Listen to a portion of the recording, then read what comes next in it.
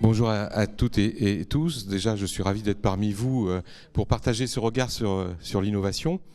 Alors, ce regard, c'est le regard du CETI, donc c'est le fruit de la réflexion de l'équipe du CETI, donc une trentaine de personnes. C'est une équipe multiculturelle, aussi bien en ingénierie, recherche, marketing et puis chimie. On en parlera un petit peu après. Alors, matière à réflexion n'est pas une dissertation sur l'innovation, même si on parlera à un moment donné un petit peu d'innovation incrémentale, de rupture ou radicale, mais c'est plutôt d'avoir un marqueur pour les 5 prochaines années à venir. Quelles sont les tendances d'innovation sur lesquelles nous travaillons. Le CETI étant une plateforme d'innovation européenne, donc avec évidemment une clientèle internationale. Voilà, donc matière à réflexion. Alors, pas de dissertation, simplement dire aujourd'hui quels sont rappeler ce qui a été déjà abondamment développé ce matin, mais le CETI voit son rôle aussi comme une réponse potentiellement à des enjeux sociétaux qui sont liés au textile, à la fois en termes de surproduction, à la fois en termes de réindustrialisation, d'anti-gaspillage et surtout de nouvelles matières. Alors je vais commencer moi tout de suite mon propos en vous montrant un slide qui est pour moi le slide majeur des 5 prochaines années. Ça va être la rareté de la ressource, l'accès à la ressource textile. J'ai recruté il y a quelques mois une designeuse textile qui m'a dit, ce qui a d'ailleurs été un des éléments de son recrutement, on peut s'habiller avec un carré de tissu. Oui. Le problème, encore faut-il avoir la matière et le tissu. Et je voulais quand même vous rappeler par rapport, et là c'est un slide de Textile Exchange, donc là c'est la consommation de textile pour le secteur de la mode. Et vous allez voir tout de suite que le polyester représente plus de 50%. Le polyester qui est un dérivé de pétrole, donc industrie fossile, et qui aussi a une autre particularité, c'est qu'on en recycle dans notre industrie à peu près 15%, c'est-à-dire qu'on utilise 15% de polyester recyclé. Et quand vous regardez aujourd'hui la consommation de polyester recyclé en termes de consommation mondiale de fibres, vous allez vous rendre compte qu'on est au-delà de 39%. Qu'est-ce qui se passe? Eh bien, la mode n'est pas seule au monde. Il y a aussi les autres marchés utilisateurs de textiles, et que l'automobile, notamment, pour ne citer que ce secteur, également à l'intérieur de la maison ou d'autres secteurs, utilisent abondamment le polyester recyclé.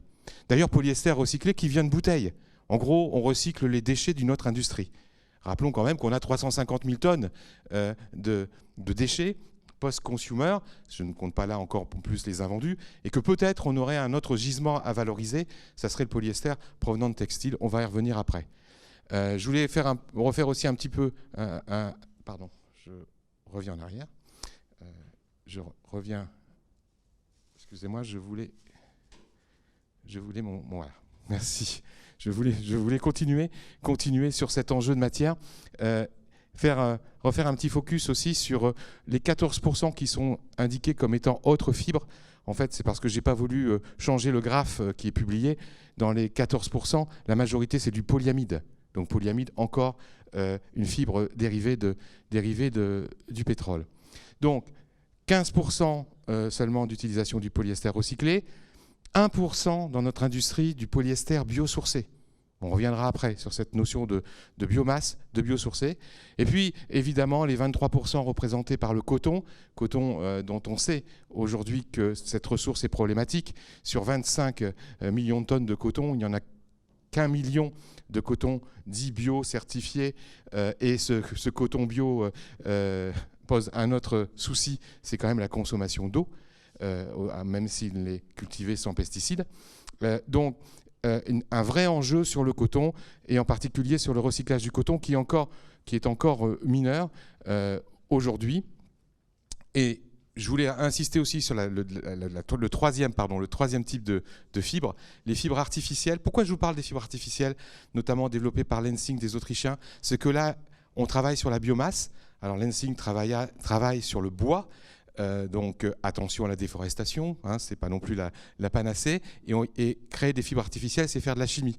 Est-ce qu'il n'y a pas un enjeu sur cette fibre artificielle, sur la cellulose régénérée? On le verra après. Donc moi, si vous retenez un slide, retenez que la ressource va être rare. Vous commencez à le voir au niveau du prix des matières premières.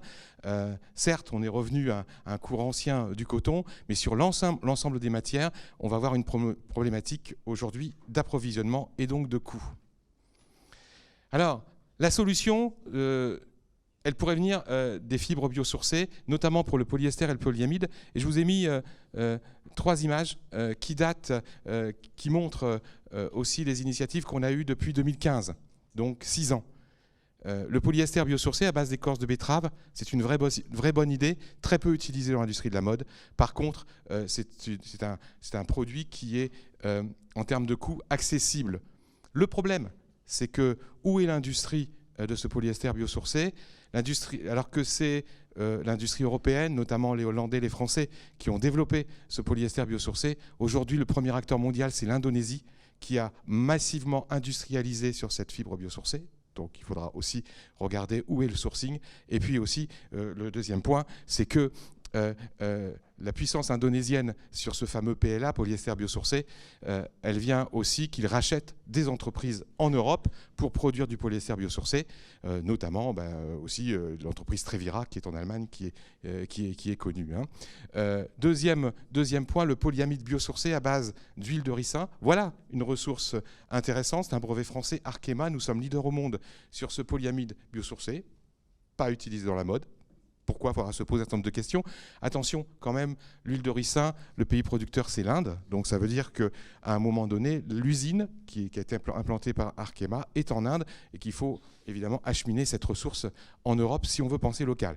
Donc la notion depuis 5-6 ans du polyester et du polyamide biosourcé est une notion qui est opérationnelle, qui est mature, c'est une innovation mature. Par contre, qu'il va falloir employer, utiliser dans le contexte de pénurie des fibres demain. Alors, l'autre solution, évidemment, parce que là on était sur un champ éco-conception, quand on parle sur un champ maintenant plus économie circulaire, c'est de recycler. On a parlé abondamment de recyclage. Alors la technologie de recyclage mécanique, elle, ça y est, elle est mature, c'est-à-dire qu'on est capable, soit en boucle fermée, le Graal, on va dire d'un vêtement post-consumer, refaire un fil et donc refaire un vêtement, ou en boucle ouverte, c'est-à-dire d'utiliser la matière effilochée pour refaire quelque part un non tissé ou refaire un accessoire, soit de textile à usage technique, soit pour la décoration, par exemple. On a là une technologie qui peut s'implanter, mais attention, on l'a abondamment utilisée pour les fibres courtes. On n'a peut-être pas été jusqu'au bout de la démarche concernant le recyclage mécanique, et à mon avis, c'est la focale qu'on va avoir dans les 5 prochaines années. On parle de fibres courtes, mais à partir du moment où on effiloche, la fibre, elle devient courte. Donc avec cette technologie, vous pouvez pratiquement tout recycler, que ça soit de la laine, que ça soit de la soie, que ça soit des mélanges, à condition de respecter la proportion des mélanges. Donc c'est un point important d'avenir pour le recyclage. La faisabilité est là sur la boucle fermée comme la boucle ouverte, avec donc des réussites. Et j'ai mis quelques histoires de réussite pour montrer que, après tout, l'innovation, ce n'est ni plus ni moins qu'une invention qui trouve sa place sur le marché.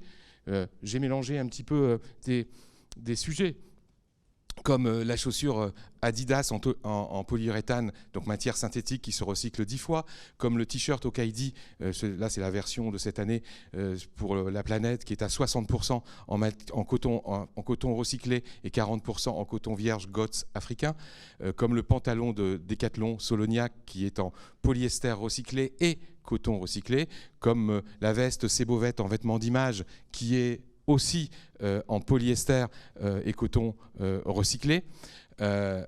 Donc polyester recyclé de bouteille, par contre, puisque la filière qui permettrait de faire du polyester est naissante à partir de déchets textiles. Et puis j'ai mis d'autres innovations qui sont intéressantes en termes de recyclage ou de boucles ouvertes. Vous voyez, ce rouleau-là, c'est simplement une start-up française, une superbe réussite, Capilum, qui a pu développer une matière à base de cheveux et de fibres textiles qui arrête la marée noire, puisqu'elle absorbe le pétrole. C'est ce qui a permis d'arrêter la marée noire à l'île Maurice. Les 24 ports français principaux se sont équipés de cette nouvelle matière, qui est donc un produit hybridé issu du recyclage. Je crois que c'est Franck Provost, en termes de chaîne de coiffure, qui fait la collecte pour cette marque. Et puis on parle aussi, attention, là, quand on parle de nouvelles matières, de nouveaux matériaux, le cuir. Le cuir est-il un déchet ? C'est ce que pense toute une génération et ce que pensent majoritairement les acteurs de luxe. Le bien-être animal fait qu'il y a aussi des tendances liées au monde vegan, qui est de dire qu'il faudra travailler avec des substituts de cuir pour le bien-être animal. Alors je ne porte pas de jugement de valeur sur une position ou l'autre position. Ça, vous avez une fibre Pinatex à partir d'ananas qui est un substitut de cuir qui permet d'avoir un effet qui peut se rapprocher de ce matériau, évidemment sans en avoir la noblesse. Mais en prenant ce mot de noblesse, déjà, vous voyez ma position. Donc, je vais pas continuer sur ce terrain-là. Ce que je voulais simplement dire, c'est que je pensais que, vous voyez, quand je participe au comité stratégique de filière Modélux, animé par Guillaume de Seine, et puis dans lequel participe aussi la Fédération du prêt-à-porter et beaucoup d'acteurs qui cherchent à innover. Quand le problème de la mode végane, d'ailleurs posé par Nelly Rodi en cabinet de tendance, toujours précurseur de voir qu'est-ce que ça voulait dire, il y a eu à un moment donné un silence, c'était au commencement du comité stratégique de filière Modélux. J'étais en Allemagne il y a 15 jours, à la demande d'un grand groupe automobile, on va les citer, c'est BMW, qui possède la fabrication de la Mini, pour ceux qui ne savent pas que la Mini appartient au groupe BMW. Donc je prends ce véhicule un peu iconique, très prisé. La clientèle aujourd'hui de la Mini ne veut plus de cuir à l'intérieur. Donc on va travailler des matières recyclées, des matières nobles, pour créer un intérieur de voiture où il n'y a plus de cuir dans la Mini. Donc la tendance, elle est quand même assez profonde et il faut peut-être la considérer encore avec plus d'énergie. Bon. Le masque, le fameux masque en polypropylène que vous portez, j'ai eu le plaisir de l'avoir enlevé pendant quelques minutes, le polypropylène est recyclable. Donc c'est simplement la volonté de le collecter, de le recycler. Et il y a même un polypropylène biosourcé. Donc n'opposons pas les fibres entre elles, regardons surtout par rapport au coronavirus, quelle est la capacité de contrer le virus, qui fait 0,3 microns. Il y a un seul masque aujourd'hui qui peut l'arrêter, c'est le FFP2, les Allemands l'ont bien compris. C'est lui, évidemment, qui peut arrêter, parce que le grand public le porte, qui peut arrêter le virus vu sa taille. Par contre, effectivement, ça pose tous les problèmes d'accès à la ressource et de recyclage. Et enfin, je voulais terminer sur une note positive avec le luxe qui est leader aussi sur le recyclage. Et je voulais vous montrer le t-shirt recyclé Kenzo, puisque Kenzo a un t-shirt 100% coton avec une majorité de coton recyclé, à peu près 65% de coton recyclé et évidemment le reste en coton vierge certifié, labellisé. Donc on va dire tous les secteurs d'activité pensent à ce recyclage et le recyclage mécanique est la solution. Et la solution à un bémol près. Normalement, si je peux faire passer mon slide. Voilà. Le gisement. Nous avons 350 000 tonnes de gisements. Ce sont les chiffres de gisements donc post-consumer. Pour prendre celui-là, ce sont les chiffres de Refashion. Ce gisement ne va faire qu'augmenter. Or, on ne sait pas le trier par couleur, par composition, et on ne sait pas le démanteler de façon industrielle. Donc quand on parle d'une nouvelle industrie autour du recyclage et de l'économie circulaire, il faut absolument arriver à travailler sur à la fois ce tri sélectif par couleur, on évitera ainsi des étapes de teinture, par composition, un 100% coton, si on veut le garder et le recycler mécaniquement 100% coton, il faut qu'à la base, il soit 100% coton. Ça permettra aussi de refaire des mélanges. On peut donc trier avec des technologies proches infrarouges toutes les compositions aujourd'hui. Et puis, il faut démanteler en mettant de l'automatisation et de la robotisation. Voilà un vrai secteur où c'est plus peut-être facile de travailler ce sujet, puisque les robots, pour découper, pour enlever les points durs, commence à exister. Je voudrais insister aussi sur un autre point, ce n'est pas antinomique de l'insertion. Au contraire, parce que la cobotique, c'est justement que le robot apprenne grâce à l'homme. Et surtout, la solution, elle passera avec l'insertion et surtout de nouveaux métiers qualifiés sur ce point-là. Donc ça, c'est un point sur lequel je voulais avancer, parce qu'il faut une initiative française pour être au niveau de l'Europe, qui, sur ce point, c'est un des rares points où certains autres pays sont en avance par rapport à nous. Voilà. Reparlons du polyester, reparlons des fibres synthétiques. On peut évidemment recycler et refaire fondre, régénérer des granulés de polyester ou de polyamide par la voie thermique. Ça s'appelle la thermomécanique, et que c'est un point crucial, c'est-à-dire que le polyester demain et le polyamide, on en continuera sans doute en avoir, peut se recycler aussi par la fusion. Et là aussi, c'est dans une nouvelle industrie. Il y a des acteurs en France, il y a des acteurs aussi en Europe. Donc si on continue, là on est en innovation de rupture, puisqu'aujourd'hui c'est une technologie qui est peu utilisée en France, par contre utilisée en Hollande. Voilà. Et la troisième voie de recyclage, c'est le recyclage dit chimique. Alors pourquoi je vous parle du recyclage chimique? Parce que moi je suis un textilien dans mes gènes de formation, et que la chimie, ça m'a toujours un petit peu, par rapport à part l'ennoblissement, ça m'a toujours un petit peu effrayé, notamment par rapport au recyclage. Qu'est-ce qu'on va mettre comme chimie sur du textile pour décomposer, redécomposer ces ingrédients? Eh bien, il y a quand même de la chimie verte. On a vu une nouvelle chimie verte apparaître, et que des procédés, dont celui par liquide ionique appliqué par Lenzing, permet d'avoir... Alors Lenzing l'applique sur la pâte à papier, mais imaginez que toute la biomasse peut aujourd'hui réagir avec ces liquides ioniques, et qu'on va pouvoir récupérer de la cellulose régénérée. Voilà sans doute la vraie belle alternative au coton, parce que la douceur de la cellulose, à un moment donné, on voit parfois sous forme viscose, hein, qui est le processus pour obtenir cette cellulose régénérée, c'est l'avenir des fibres artificielles, et n'enterrons surtout pas la cellulose régénérée. On peut faire de la cellulose régénérée à partir de pratiquement beaucoup de plantes de la biomasse, dont l'ortie, dont le chanvre par exemple. On va continuer. Alors, ça m'amène à dire, et c'est ça l'innovation de demain, ça sera une intelligence qui pilotera entre les différents modes de recyclage, qu'on soit en thermomécanique, en chimique ou en mécanique, et qui permettra d'avoir une vraie industrie du recyclage. Parce que là, il va falloir développer une filière textile, la développer en France, puisque nous avons un domaine d'excellence en recyclage mécanique et demain en thermomécanique, et essayer de travailler effectivement avec des partenaires européens et français demain sur la partie recyclage chimique. Et je dis encore recyclage chimique qui va permettre trois évolutions aussi majeures que je voulais suggérer. La première, c'est que le filage, la voie solvant, la voie chimique, permet de faire un filage qui va nous donner des fibres derrière. Et ce filage, vous pourrez l'utiliser aussi peut-être pour faire de l'impression 3D.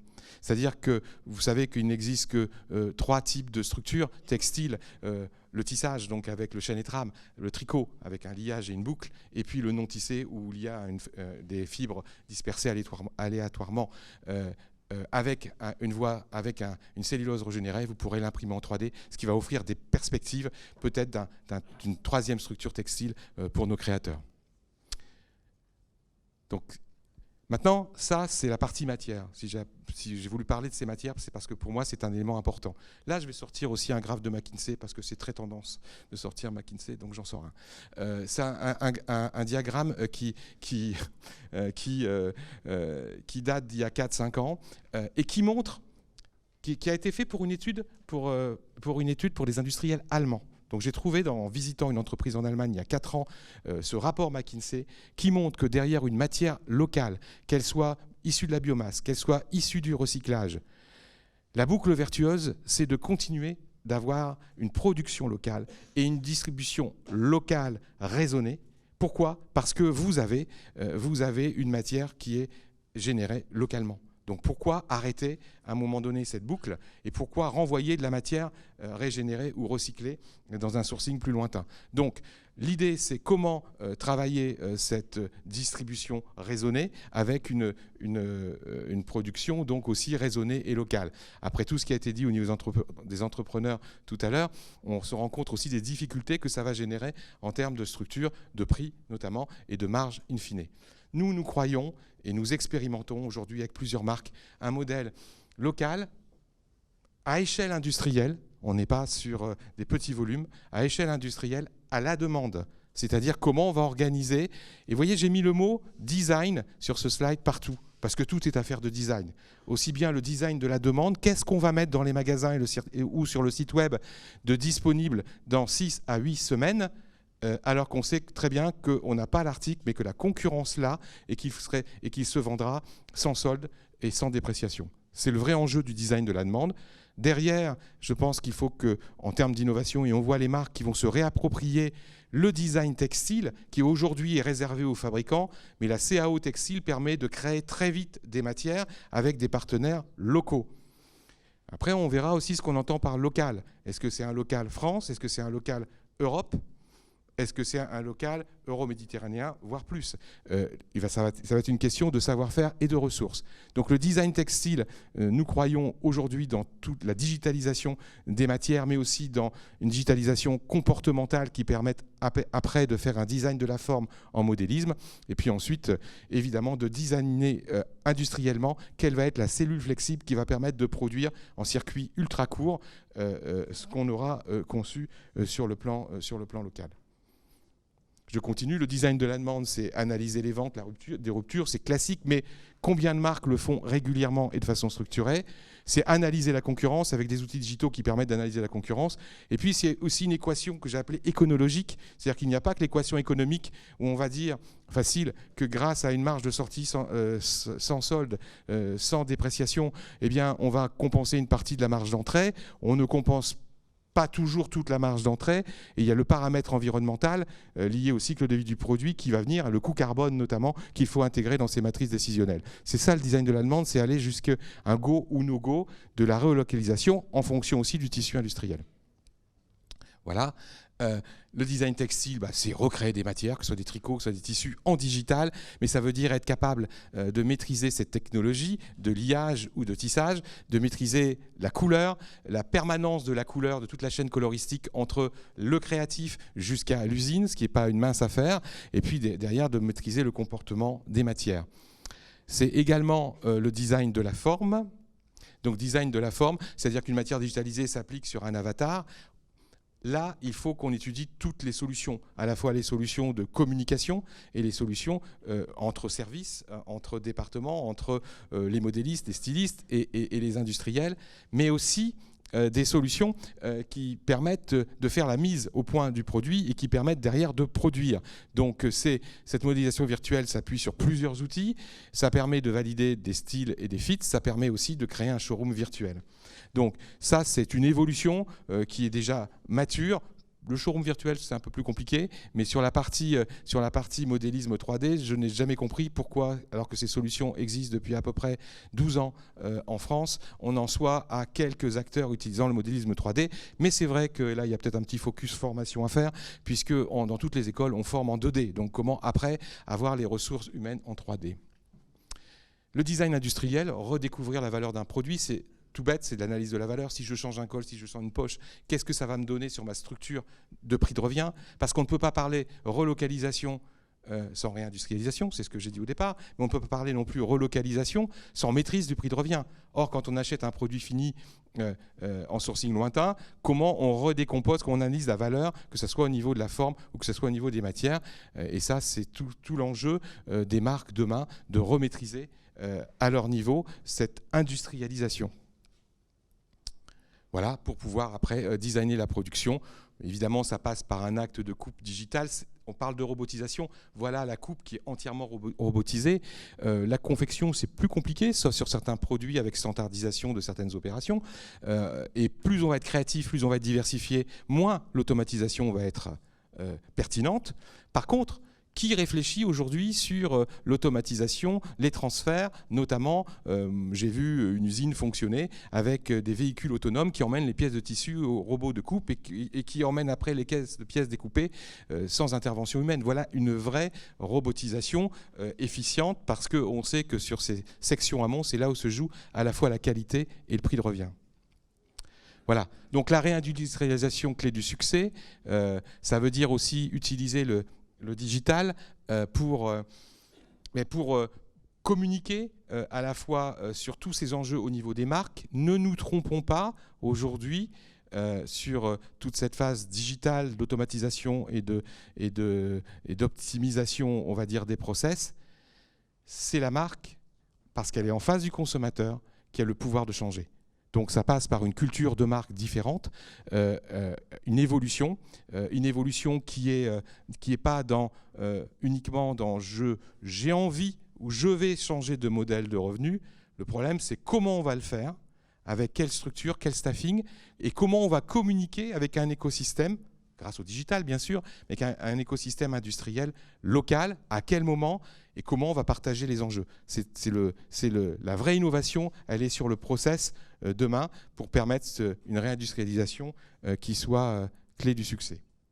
Voilà, simplement vous dire que, et je terminerai sur 2-3 slides, je vais quand même vous parler un tout petit peu du CETI, vous dire que nous, en termes d'ambition, c'est vraiment d'agir et de faire donc, et d'être donc un moteur de la transformation circulaire et digitale. Les deux vont ensemble, donc on n'a pas aujourd'hui un comportement de centre de recherche pur et dur sur l'innovation et sur la recherche fondamentale ou appliquée. On va intégrer tous ces enjeux sociétaux, toutes ces tendances, et on va travailler sur un scope qui est large, on va dire de la fibre jusqu'au produit fini.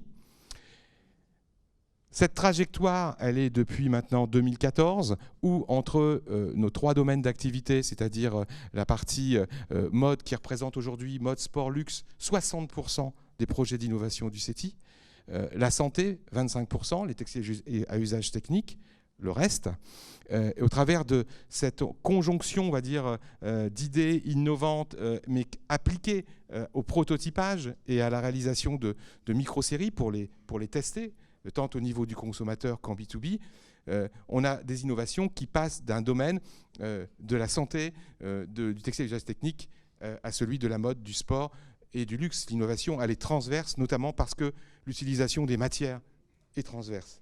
Donc c'est un itinéraire assumé, et pour cela il faut investir dans des plateformes. Le CETI a investi 10 millions d'euros dans cette transformation circulaire et digitale pour permettre aux marques de pouvoir expérimenter ces nouvelles technologies et puis ces nouveaux process. Voilà ce que j'avais à vous dire. Je crois que je suis même 2 minutes en avance. J'espère que je n'ai pas été trop rapide. Et en tout cas, de vous rassurer sur un point, c'est que l'innovation, on ne bute jamais sur la faisabilité. Parce que si quand on bute, c'est un autre pays va trouver une solution. Hein. J'ai vu avec le marc de café, je prends cet exemple, à un moment donné, qui permet de développer une fibre qui est très résistante, exothermique, qui dégage de la chaleur très importante pour le sport. Nous travaillons sur le marc de café. Je vous signale que la plus grande usine de retraitement de marc de café, elle est en France, elle est à Angers, et que nous nous sommes fait doubler par les Japonais qui ont breveté. Bon, bravo à eux, c'est eux qui utilisent aujourd'hui cette fibre à base de marc de café. Donc on va dire l'intelligence humaine va faire qu'à un moment donné, on va trouver une solution pour la faisabilité. Non, le plus important, et j'ai entendu ce mot tout à l'heure dans une intervention, le plus important, c'est que cette faisabilité, elle ne doit pas se faire sans désirabilité, parce que tout est aussi l'innovation, elle rencontre son succès sur le marché si le consommateur la coopte et va même la porter ou la pousser. Hein. Et puis, c'est une question aussi de moyens, de ressources. Et qu'aujourd'hui, et puisqu'on est aussi dans une assemblée où il y a des banquiers, je vois que les banquiers commencent à soutenir des projets d'innovation privés, des projets d'investissement privés, en tout cas au niveau du CETI, et que c'est une vraie bonne tendance qu'il faut encore accélérer, puisque c'est une tendance qui date d'il y a à peu près 2 ans. Voilà ce que je voulais vous dire. Merci de votre attention.